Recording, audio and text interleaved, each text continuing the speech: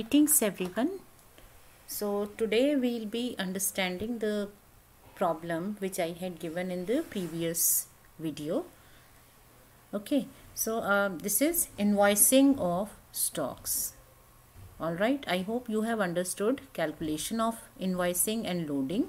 मतलब इसमें लोडिंग कैसे कैलकुलेट करते हैं और उसकी अकाउंटिंग क्या करते हैं. I hope this is known to you. ठीक है, सो उसको समझने के बाद ही हम ये क्वेश्चन कर सकते हैं. Now let us see. Harry limited invoices goods to its branch at cost plus 25%. अगर आप इन्वाइसिंग कर रहे हो, इन्वाइसिंग क्या है? Cost plus 25%. इट मीन्स ये जो परसेंटेज है ये कॉस्ट पर बेस्ड है. So if cost price is 100 तो आप लोडिंग मतलब कितना प्लस कर रहे हो, कितना ऐड कर रहे हो, इसका 25% which gives you invoice price of 125. So loading is 1/4 of cost. अगर आपको कॉस्ट बताएंगे स्टॉक की, क्योंकि कॉस्ट 100 है, so loading as a proportion of cost is 25/100, that is 1/4, और it is 1/5 of invoice price. मतलब अगर हमें इनवॉइस प्राइस में से लोडिंग कैलकुलेट करनी है तो वो उसका 1/5 है, और अगर कॉस्ट पर कैलकुलेशन है तो वो 1/4 है. आई होप ये प्रोपोर्शन क्लियर है.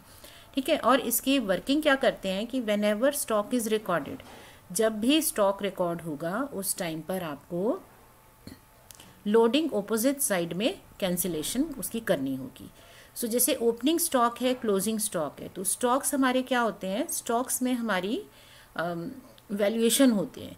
ये इनवॉइस प्राइस पर है, it is to be recorded at cost. So इसको सही कॉस्ट पर वैल्यू करने के लिए इसकी लोडिंग ऑपोजिट साइड में स्टॉक रिजर्व की तरह जाती है. ठीक है, जो बैलेंस है ना, बैलेंस को वैल्यू करना पड़ता है. बैलेंस को ठीक से लिखना है तो उसके वैल्यूएशन के लिए stock reserve account opposite account balance बनाया जाता है. वेयर एज जो ट्रांजैक्शंस होती हैं, क्योंकि इनकी तो जर्नल एंट्री कर रहे हैं ना, सो जो भी जर्नल एंट्री है उसकी रिवर्स एंट्री पास कर देती है इनकी लोडिंग कैंसिल करने के लिए. सो अगर ये आपके गुड्स सेंट हैं तो इनकी अगर लोडिंग कैंसिल करनी है तो आप इसकी जर्नल एंट्री जो है वो उसको रिवर्स कर दोगे, लोडिंग के अमाउंट से लोडिंग कैंसिल हो जाएगी. अब यहाँ पर एक और चीज़ है, when you are reading branch stock at invoice price, debtor, furniture, salary outstanding, so these are your 4 opening balances. No issue and that, है ना, ये तो ओपनिंग बैलेंस हो गया. अब स्टॉक रिजर्व जो है ना, इट इज़ गिवन, जो ओपनिंग बैलेंस है इसके 50,000 पर कैलकुलेट हो जाएगा. Stock is at invoice price, तो इनवॉइस प्राइस के बेसिस पे लोडिंग कितनी है? लोडिंग है 1/5 ऑफ द इनवॉइस प्राइस. ठीक है, तो इसका 10,000 स्टॉक रिजर्व आ जाएगा. सो ये ऑपोजिट बैलेंस हो जाएगा, या आप इसको इसमें से माइनस कर दो, लेस स्टॉक रिजर्व. ठीक है, ये आ गया opening balance. Now when we are calculating closing balance, तो क्लोजिंग बैलेंस में हमें कैश गिवन है बट डेटर्स और स्टॉक का बैलेंस सॉल्व करना है. दैट मीन्स डेटर अकाउंट बनेगा और स्टॉक अकाउंट भी बनेगा, बट क्योंकि हमारा इन्वॉइसिंग का क्वेश्चन है तो स्टॉक अकाउंट इन्वॉइस प्राइस पे बनाओगे और उसका जो भी 1/5 अमाउंट है वो स्टॉक रिजर्व कैलकुलेट होगा. ठीक है ना. अच्छा, अब branch is required to sell these at invoice price, so it means कि आपकी जो इनवॉइस प्राइस है वही सेलिंग प्राइस रहने वाली है. तो इसमें कोई भी कॉन्फ्लिक्ट नहीं है, आप सेम प्राइस पे सेल कर दोगे. Now we are to prepare branch account and goods sent to branch account. 2 account बनाने हैं to find out the profit और लॉस. बैलेंसेज हो गए, गुड्स सेंट हो गया, गुड्स रिसीव्ड बाय ब्रांच. अब ये थोड़ा सा डिफरेंट पॉइंट है. देखो, गुड्स अगर आपने हेड ऑफिस ने 6 लाख के गुड्स भेजे हैं और ब्रांच को 5,75,000 के गुड्स मिले हैं, इसका मतलब 25,000 के गुड्स अभी नहीं मिले हैं. So it is a part of closing balance stock in transit. तो हमारे पास एक आ गया स्टॉक इन ट्रांजिट 25,000. दूसरी चीज़ है इन्वॉइसिंग. अब ये तो टर्म कॉस्ट लिख रखी है, तो क्या इसमें इन्वॉइसिंग होगी? You need to pause and consider. Pause करके सोचो कि इसमें इन्वॉइसिंग की ज़रूरत है, मतलब लोडिंग काटने की ज़रूरत है कि नहीं है. Okay, now see, it is not a simple cost, it says cost to branch. Branch को कितनी कॉस्ट मिल रही है? तो जब आपने गुड्स को ब्रांच को इनवॉइस प्राइस पे भेजा तो ब्रांच को तो वही प्राइस पता है ना, तो हमें जिस प्राइस पर चीज़ मिलती है वही हमारे लिए कॉस्ट होती है. सो जो ब्रांच के लिए कॉस्ट है वो एक्चुअली हेड ऑफिस के लिए इनवॉइस प्राइस है. So this figure is at invoice price, और ये भी automatically resultant figure invoice price पे आएगा. अच्छा, cash send to branch for expenses. आपने ब्रांच को पैसा भेज दिया एक्सपेंसेस के लिए. ठीक है, कैश सेंट आ गया. अच्छा, अब डेप्रीसिएशन है फर्नीचर पर, सो फर्नीचर है, इसका 10% डेप्रीसिएशन इजीली सॉल्व हो जाएगा, कोई दिक्कत नहीं है। Actual expenses paid, now there is a difference here. जो आप कैश भेज रहे हो, ब्रांच उतना एक्सपेंस तो कर नहीं रही है, ब्रांच तो ज़्यादा पैसे लगा रही है। तो ब्रांच कैसे ज़्यादा पैसे लगा सकती है? नॉर्मली डिपेंडेंट ब्रांचेस में जितना कैश भेजा जाता है उतनी ही स्पेंडिंग होती है, बट बिकॉज यहाँ पर ब्रांच को अलाउ किया गया है ज़्यादा spending, it means branch cash का बैलेंस रख रही है। जैसे यहाँ देखो, शुरू में कैश नहीं था, बट एंड में ब्रांच को कैश भी अलाउ कर दिया। सो जो रेमिटेंसेज है ना, उसके लिए हमें कैश अकाउंट भी बनाना पड़ेगा। इस अकाउंट को बना के हम रेमिटेंसेज कैलकुलेट कर सकते हैं। सो यहाँ आपके रेमिटेंसेज सिंपल इक्वेशन से नहीं आ जाएंगे, cash cell plus collection from debtors. Reason being कि आप कैश का बैलेंस भी मेंटेन कर रहे हो, फिर आप थोड़ा एक्सपेंसेस ज़्यादा भी पे कर रहे हो, दैट मीन्स आपको अलाउड है कि आप कुछ अमाउंट्स प्लस माइनस कर सकते हो। अच्छा, कैश सेल सीधे आ गई, क्रेडिट सेल भी आ गई और कलेक्शन फ्रॉम डेटर भी आ गया, good. So collection from debtor भी है और डिस्काउंट 30,000, सो डेटर का बैलेंस सॉल्व होगा। अब हम आ जाते हैं इसके वर्किंग नोट्स पर। सो वर्किंग नोट्स में हमें कौन कौन से अकाउंट बनाने हैं? ब्रांच स्टॉक दे रखा है, क्लोजिंग बैलेंस नहीं दे रखा, सो ब्रांच स्टॉक अकाउंट आपको बनाना पड़ेगा, ठीक है ना। अब ये बनेगा किस पे? इनवॉइस प्राइस पे। रीज़न बीइंग हम इनवॉइसिंग वाला क्वेश्चन कर रहे हैं, तो जब कॉस्ट प्राइस पर क्वेश्चन था कॉस्ट पे बना दिया, अब आप इनवॉइस पे बना देंगे इसको। अब स्टॉक की सारी चीज़ें पिक कर लो, बैलेंस ब्रॉट डाउन 50,000, इनवॉइस पे सब कुछ लिखना है तो है इनवॉइस पे। गुड्स सेंड टू ब्रांच, जो गुड्स आपने ब्रांच को भेजे 6 लाख के आपने गुड्स भेजे, लेकिन इसमें से स्टॉक इन ट्रांजिट जो है वो अभी बच गया है, ठीक है, 25,000 ये अभी रहता है, तो ये ऑपोजिट साइड में बचा हुआ बैलेंस आ जाएगा। अच्छा, अब स्टॉक की और क्या ट्रांजैक्शंस है? कैश सेंट हो गया, डेप्रिसिएशन, ठीक है। तो स्टॉक आपका जा कब रहा है? जब आप कैश सेल कर रहे हो और क्रेडिट सेल कर रहे हो, ठीक है। So cash sale, so do we need to change it? अब ये सेल है, सेल किस पे होती है? सेलिंग प्राइस पे। So is there a need to convert it into invoice price? क्योंकि इस क्वेश्चन में कहा था आप इनवॉइस प्राइस पे ही सेल कर दो, सो इसको कन्वर्ट करने की ज़रूरत नहीं है। सो एज इट इज़ 2,50,000 और क्रेडिट सेल आ गया 3 लाख। सो स्टॉक से रिलेटेड सारी ट्रांजेक्शन्स आपने लिख दी, ओपनिंग स्टॉक लिख दिया, ये ब्रांच को स्टॉक मिला और ये ब्रांच ने स्टॉक भेज दिया, इन ट्रांजिट भी है। अब इसको आप बैलेंस करो तो आपके पास आ जाएगा बैलेंस कैरी डाउन, स्टॉक का बैलेंस आ जाएगा,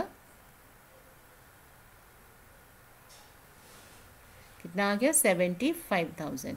now this is again at invoice price, क्योंकि आप सारी कैलकुलेशन इनवॉइस पे कर रहे हो। अब मान लो इस क्वेश्चन में ये कहा होता कि goods are sent at this price and you are to make sales से एट 150, ठीक है, तब क्या होता? कॉस्ट प्राइस 100, इनवॉइस प्राइस 125 और सेलिंग प्राइस है 150, तो फिर जो आपकी सेल हो रही है गुड्स की 2,50,000 पर, इसमें आपको इनवॉइस प्राइस सॉल्व करनी पड़ती, ठीक है। ये क्रॉस मल्टीप्लिकेशन से इनवॉइस प्राइस सॉल्व करके लिखते हैं, बट यहाँ क्योंकि इनवॉइस प्राइस ही सेलिंग प्राइस है, हमने एज इट इज़ लिख दिया, तो यहाँ पर चेंज नहीं करना पड़ा। सी ये जो सारे क्वेश्चंस हैं ब्रांच के, ये अंडरस्टैंडिंग बेस्ड है, समझ के करने हैं, रट्टे नहीं मार सकते, ठीक है। अब स्टॉक अकाउंट आ गया, उसके बाद है डेटर अकाउंट। सो डेटर अकाउंट का भी बैलेंस हमें चाहिए, हमें डेटर अकाउंट भी बनाना होगा। सो ये सारी हमारी स्टेटमेंट्स हैं फॉर डिटर्मिनेशन ऑफ अमाउंट्स, तो इनको डबल एंट्री सिस्टम पर मत सोचना।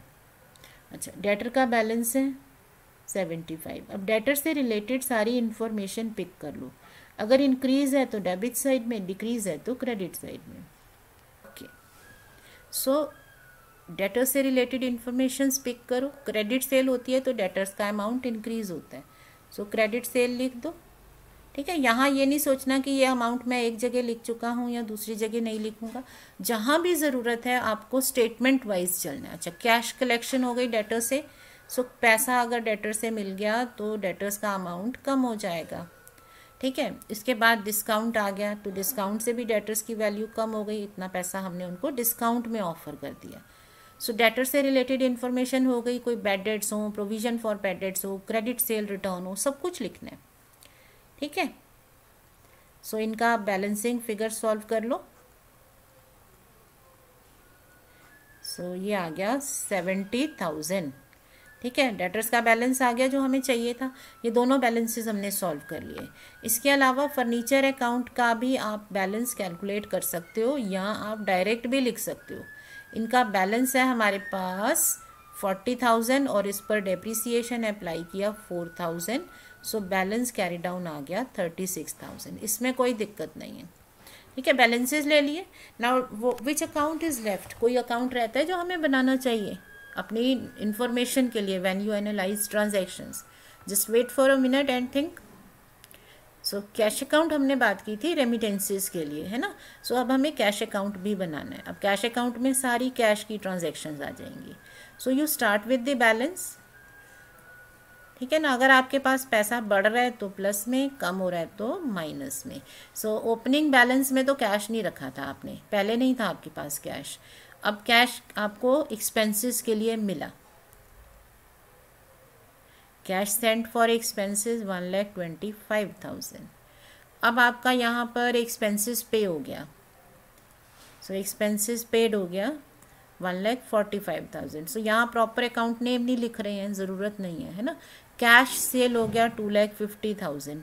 तो कैश सेल से हमें पैसा मिलेगा। अच्छा, क्रेडिट सेल तो नहीं आएगा बट कलेक्शन फ्रॉम डेटर्स आएगा। सो डेटर से कलेक्शन हुई 2,75,000 की। अच्छा, और कुछ है, क्लोजिंग बैलेंस दे रखे हैं। सो बैलेंस हो गया हमारे पास 2,500। ठीक है ना। अब आप इसको सॉल्व कर लो तो आपके पास आ जाएंगी रेमिटेंसेस कि कितना पैसा रेमिट कर रहे हैं। टोटल करते हैं 6,50,000। ठीक है, तो remittances is a balancing figure. कितना आ गया 5,02,500। ठीक है, यू कैन चेक टोटल्स। ये हमारी वर्किंग हो गई सारी। अब वर्किंग के अलावा हमें जो 6 ट्रांजैक्शंस का एनालिसिस करना था वो हमारा एनालिसिस एज सच इसी में कंप्लीट है। सारे बैलेंसेस हमारे पास आ गए हैं। ओपनिंग बैलेंस, क्लोजिंग बैलेंस आ गया है हमारे पास। गुड्स सेंट है, गुड्स रिटर्न इस क्वेश्चन में नहीं है। कैश सेंट फॉर एक्सपेंसेस है और रेमिटेंसेस भी हमने सॉल्व कर लिए। ठीक है ना, तो हमारे पास सारी इंफॉर्मेशन अब आ गई है। ओके, अब एक्सपेंसेस के बारे में बताया नहीं है, प्रीपेड और एडवांस, तो उसमें कुछ नहीं लेंगे। सो हम स्टार्ट करते हैं branch account. You can write here in the books of head office. ये हेड ऑफिस की बुक्स में बनता है। So if we are given the name of head office we can write there. So this is branch account for the year, कौन से year का है, 2019-20। अब हमें एक नॉर्मल जैसे हम अकाउंट बनाते हैं उसी तरह से अकाउंट बनाएंगे। बस याद क्या रखना है, जब भी इनवॉइसिंग आएगी, जब whenever we are writing stock, उसकी लोडिंग हमें ऑपोजिट साइड में कैंसिल करनी होगी। So when I am writing here stock 50,000, branch debtors 75,000, branch furniture 40,000, outstanding salary दूसरी तरफ है ना, लाइबिलिटी है तो दूसरी तरफ आएगा। अच्छा, अब इसमें आपका स्टॉक रिजर्व भी आ जाएगा, क्योंकि ये जब आपने स्टॉक यहाँ लिख दिया तो इसका मार्क कर लो कि इसका स्टॉक रिजर्व दूसरी तरफ कैंसिल होना चाहिए। सो अमाउंट क्या आएगा आपका, अमाउंट में बहुत इजी कैलकुलेशन है, रेशो हमें पता है। अगर इनवॉइस प्राइस हो तो 1/5 लोडिंग है। सो इस स्टॉक की लोडिंग कितनी आ गई, 10,000। ठीक है, 35,000 आ गया और यहाँ पर टोटल कितना आ गया, 1,65,000। Now recording transactions of the year. So you have goods sent to branch. So goods sent to branch account कितने थे हमारे पास, goods sent थे 6 लाख के। ठीक है ना, ये है अमाउंट।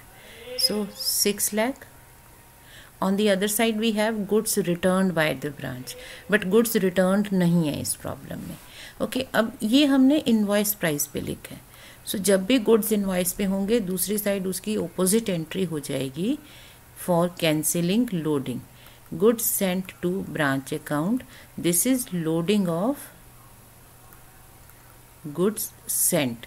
सिमिलरली अगर रिटर्न्स भी होते, आप उसकी एंट्री यहाँ करते, उसकी लोडिंग डेबिट साइड में कैंसिल कर देते. Now what will be loading?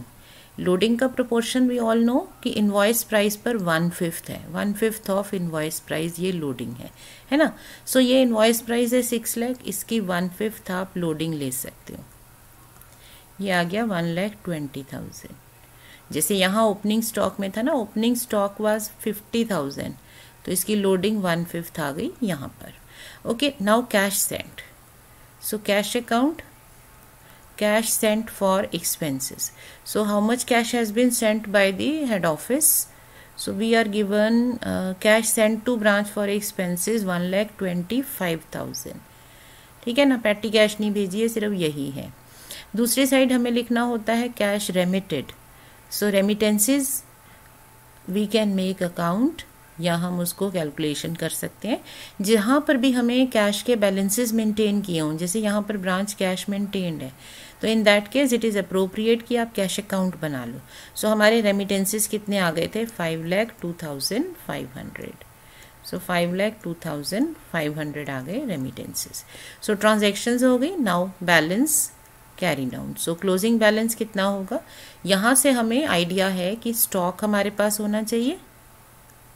ठीक है, तो स्टॉक का बैलेंस है 75,000. ये रहा स्टॉक. सिमिलरली स्टॉक के साथ कुछ स्टॉक इन ट्रांजिट भी था जो ब्रांच को अभी मिला नहीं है, तो वो मिलना है. तो ये दोनों आपके स्टॉक के बैलेंसेस हो जाएंगे कंबाइंड. ठीक है, उसके बाद नेक्स्ट आपके पास था ब्रांच डेटर्स. ये आपके पास ब्रांच डेटर्स है ना, तो ब्रांच डेटर्स में हमारे पास कितना बैलेंस है आप देख सकते हो. ब्रांच डेटर्स का बैलेंस है 70,000. ठीक है, 70,000.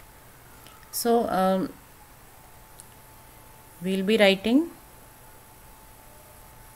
branch furniture that is 36,000 और कैश हमारी हो गई 2,500. ठीक है ना, तो आपके पास कितना आ गया टोटल इसका बैलेंस का?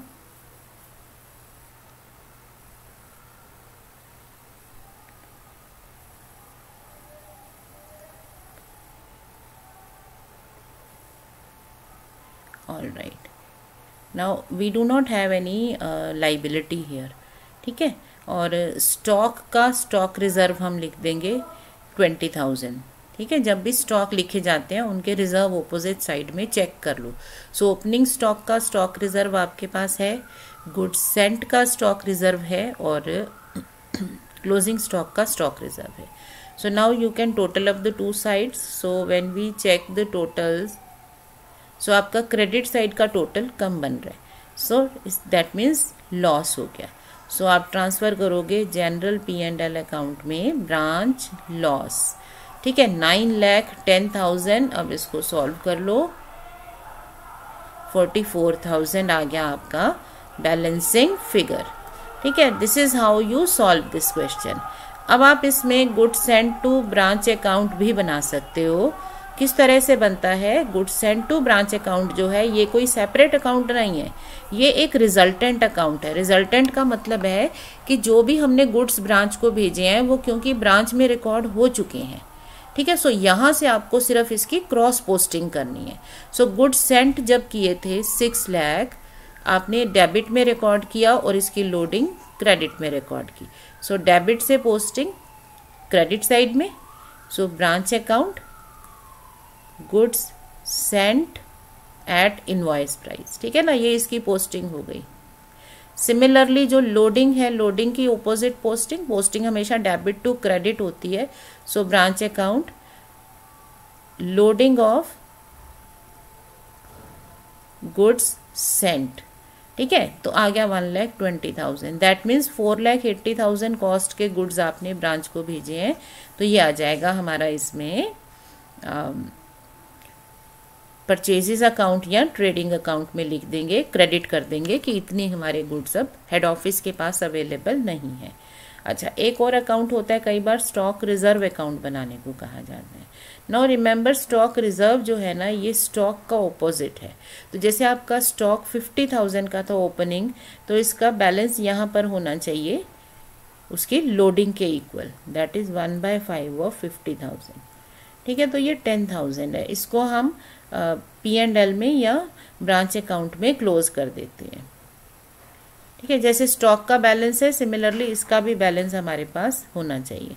सिमिलरली स्टॉक का क्रेडिट साइड में अगर 1 लाख बैलेंस है तो यहाँ हमारे पास स्टॉक रिजर्व में जो बैलेंस है वो 1 लाख का लोडिंग दैट इज़ 20,000 होना चाहिए, which is closed in branch account. So branch account में इसको क्लोज कर देते हैं। सो ये अकाउंट भी हमारा साथ में बन जाता है एज अ बैलेंस, स्टॉक के ऑपोजिट बैलेंसेस रिफ्लेक्ट करता है। ठीक है, सो इस तरह से हम ये क्वेश्चंस को प्रैक्टिस कर सकते हैं। Now you can practice a few more questions of this type.